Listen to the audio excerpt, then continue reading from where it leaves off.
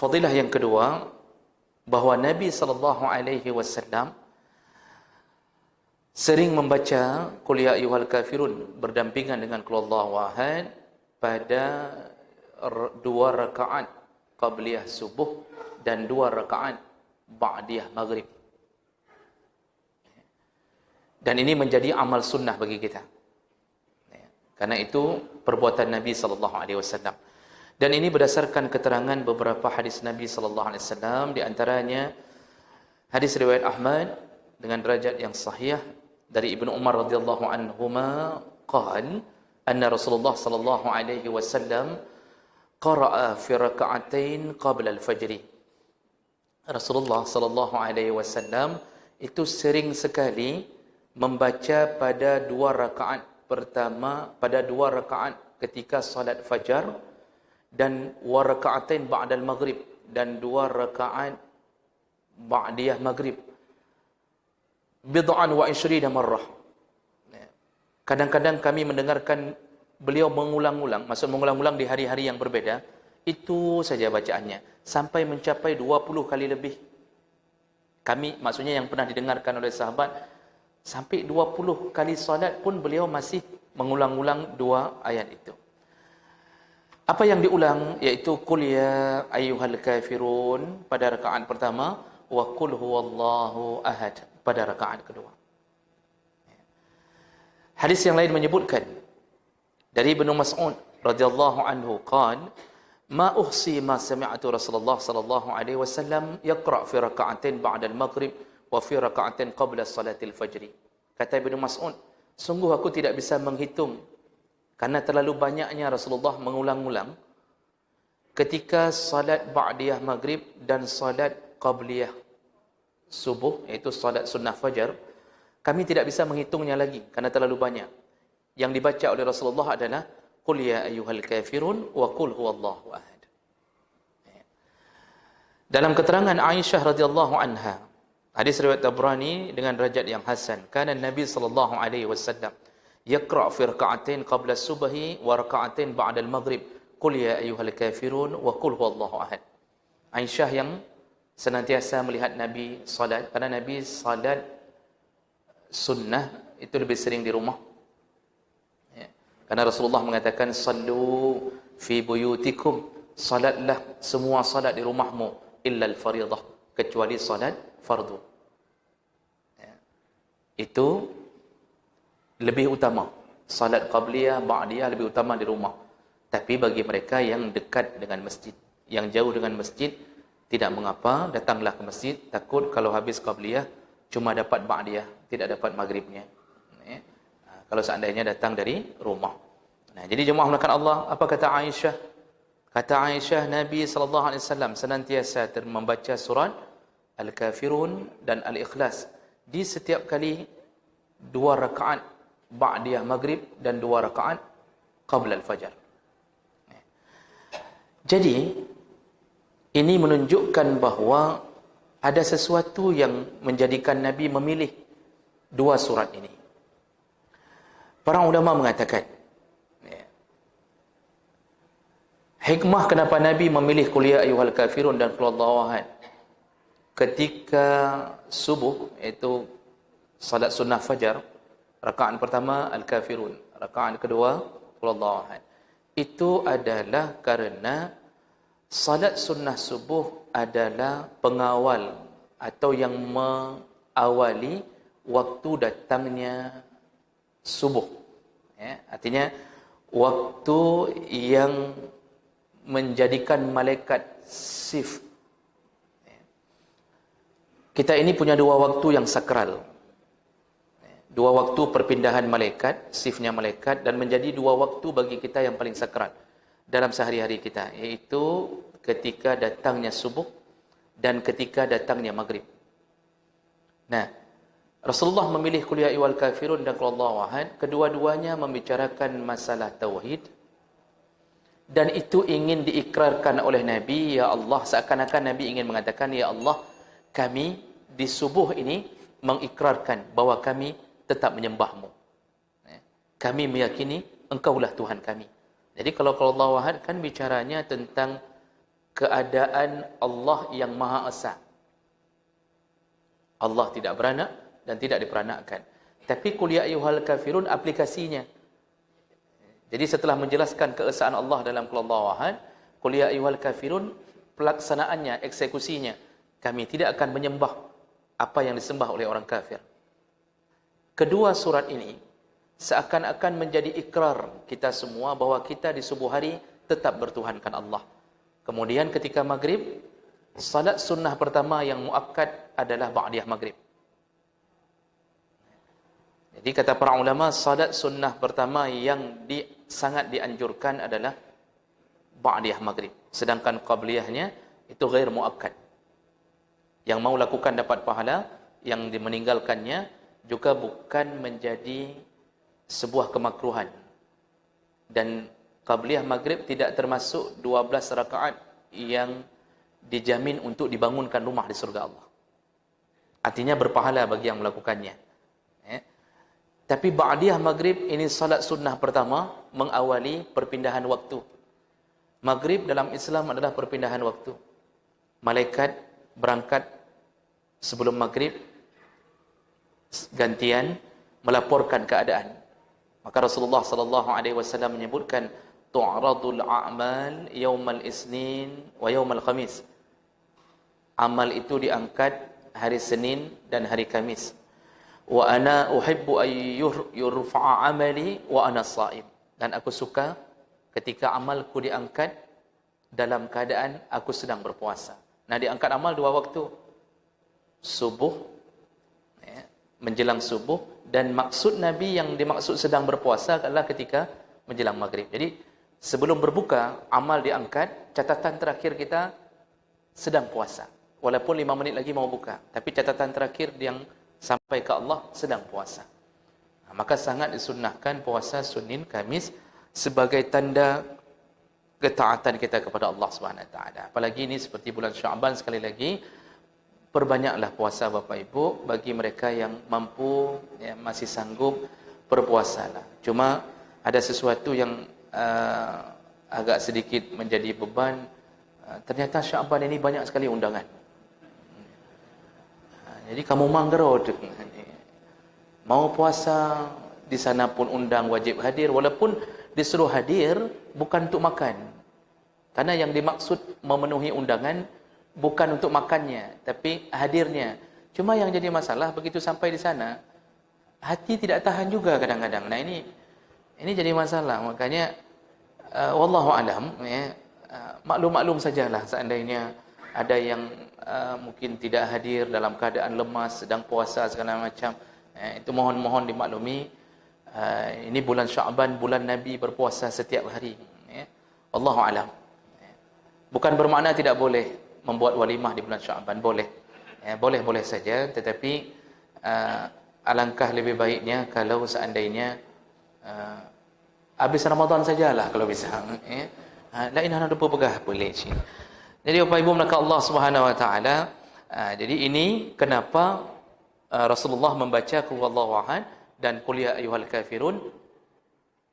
Qul ya ayyuhal kafirun dan qul huwallahu ahad di waktu qabliyah subuh dan ba'diyah maghrib. Jadi mengawali ikrar kita tentang kita bersama Allah, kita meyakini Allah sebagai Tuhan kita. Baik. Kemudian yang ketiga, fadilah yang ketiga dan yang terakhir adalah disunnahkan berdasarkan amal Nabi sallallahu alaihi wasallam untuk membaca surah Al-Kafirun sebagai penggiring tidur kita di malam hari. Jadi usahakan sebelum tidur baca Al-Kafirun. Dan ini juga berdasarkan beberapa keterangan dari Nabi sallallahu alaihi wasallam. Hadis riwayat Ahmad dalam kitab Al-Musnad juga dinyatakan sahih dalam kitab Sahih At-Targhib dari Farwah bin Naufal Al-Ashja'. Beliau berkata, qala li Rasulullah sallallahu alaihi wasallam, Rasulullah pernah mengatakan kepadaku, Iqra' inda manamika qul ya ayyuhal kafirun. Wahai Farwah, ketika engkau tidur, bacalah qul ya ayyuhal kafirun. Summa nam ala khatimatiha. Kemudian tidurlah setelah engkau menamatkan bacaan itu. Artinya setelah selesai al-kafirun tidurlah, kata Rasulullah. Fa innaha bara'atun minasyirk. Karena dengan membaca al-kafirun sebelum tidur, engkau terbebas dari kesyirikan. Artinya seandainya meninggal malam itu, maka engkau insya-Allah dibebaskan Allah dari golongan orang-orang yang syirik. Itu hadis yang pertama. Dalam hadis yang lain, ya, Muawiyah pernah mendatangi Nabi SAW. Lalu Rasulullah bertanya kepada Muawiyah, ya, ada apa sehingga engkau mendatangiku hari ini? Qal, ji'tu litu'allimani syai'an aqwaluhu 'inda manami. Ya Rasulullah, aku datang, aku ingin belajar apa bacaan yang paling baik aku baca ketika mau tidur. Qala, Rasulullah kemudian mengatakan, Iqra' qul ya ayyuhal kafirun. Bacalah qul ya ayyuhal kafirun, summa nam. Kemudian tidurlah ala khatimatiha. Tidurlah setelah engkau menyelesaikan qul ya ayyuhal kafirun. Fa innaha bara'atun minasyirk. Yang membacanya akan terbebas dari kesyirikan. Nah, jemaah melakukan Allah, ada beberapa riwayat yang tercatat di sini tentang maksud yang sama, bahawa sebelum tidur salah satu yang paling disunnahkan adalah membaca qul ya ayyuhal kafirun. Memang ada amalan-amalan sebelum tidur dan kita sudah banyak membahas sebelumnya, ya, bacaan-bacaan sebelum tidur di antaranya adalah disuruh baca surat Al-Mulk, maka dibebaskan azab kubur bagi yang setiap malam membacanya. Kemudian Nabi juga sering membaca As-Sajadah sebelum tidur. Lalu Rasulullah juga mengatakan, bacalah 2 ayat terakhir dari surat Al-Baqarah, mulai dari Amanar Rasul. Barang siapa yang membaca itu, maka Allah cukupkan dia. Artinya Allah lindungi dia, Allah cukupkan dia. Kemudian disuruh baca ayat kursi. Disuruh baca ayat kursi. Yang membaca ayat kursi, Allah lindungi sampai subuhnya. InsyaAllah sihir tidak akan mendatanginya. Nah, dan setelah itu ada bacaan-bacaan lain, Qul Allahu ahad, Al-Mu'awwizatain, Qul a'udzu birabbil falaq, Qul a'udzu birabbin nas, dan itu dipaketkan.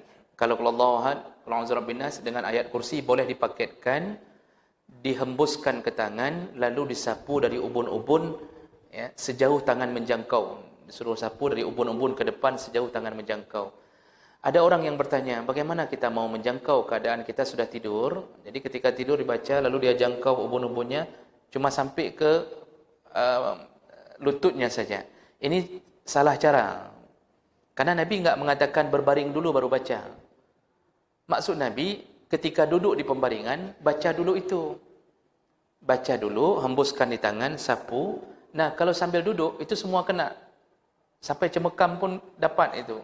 Kena itu, kena. Di ujung semua kena. Dan setelah itu, hari ini kita dapat pelajaran. Jadi kalau kita urutannya setelah baca ayat-ayat itu, baca doa. Nah, itu doa-doa sebelum tidur. Bismika Allahumma amutu wa ahya, atau ahya wa amut, dua-duanya punya dalil. Nah, maksud Nabi tadi, waktu Al-Kafirun, usahakan kalimat terakhir yang keluar dari mulut kita sebelum tidur adalah Al-Kafirun. Karena ketika kata Rasulullah mengatakan, summa nam, setelah engkau baca, tidurlah setelah engkau mengkhatamkannya. Ini bahasa ini maksudnya, tidurlah dengan membawa Al-Kafirun di dalam mulut ini. Tapi selesaikan. Jangan qul ya ayyuhal kafirun nguap 2 kali langsung hilang. Itu belum selesai. Disuruh selesaikan, tidurlah dengan Al-Kafirun. Maka insya-Allah, seandainya malam itu menjadi malam terakhir bagi kita, maka Allah bebaskan kita dari kesyirikan. Dan seandainya itu bukan malam terakhir, Allah jaga keesokan hari agar kita tidak terjatuh dalam kesyirikan. Apalagi jemaah melakukan Allah, akhir zaman, salah satu hadis Nabi menyebutkan orang bisa menjadi kafir begitu saja.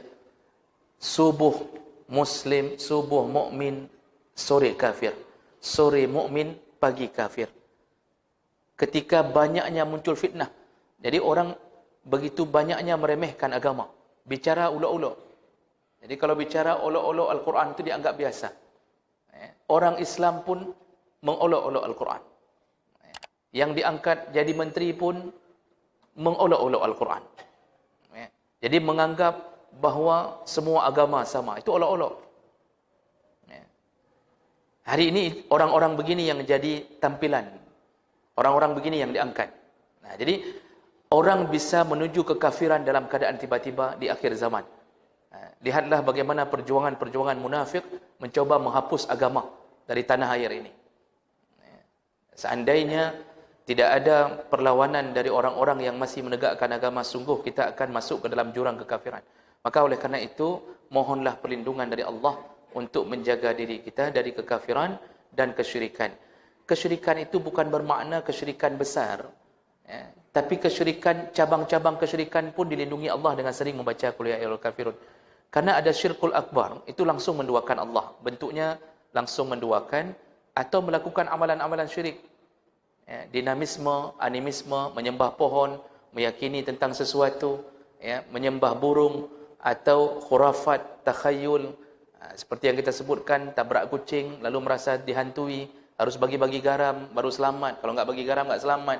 Itu takhayul dan khurafat. Ini kesyirikan. Ada yang menyembah tempat-tempat yang dianggap keramat, mendatangi, kasih makanan. Ini kesyirikan besar, ini syirkul akbar. Hati-hati dengan perbuatan ini. Ada orang yang menuntut ilmu ingin jadi orang kebal, tapi dia tidak sadar bahawa dia telah jatuh kesyirikan. Memakai jimat syirik, ini syirik akbar. Karena Rasulullah mengatakan dalam hadis riwayat Muslim, man allaqat tamimah faqad asyraka. Barang siapa menggantung-gantungkan jimat, dia telah jatuh dalam kesyirikan. Mendatangi dukun, syirik. Percaya pada dukun, syirik, dan dihapuskan, ditutup 40 malam, 40 hari, 40 malam pintu salat. Tapi hati-hati dengan cabang-cabang syirik, iaitu riya. Jadi kita memamerkan amal kepada selain Allah, memohon kepada selain Allah. Inilah yang perlu kita berlindung di setiap tidur kita dengan bacaan Al-Kafirun. Mudah-mudahan bisa diamalkan. Tidurlah dengan akhir dari surat Al-Kafirun. Semoga Allah mengumpulkan kita kembali di dalam surganya. Amin ya rabbal alamin. Subhanakallahumma bihamdik, asyhadu an la ilaha illa anta, astaghfiruka wa atubu ilaik. Wassalamu alaikum warahmatullahi wabarakatuh.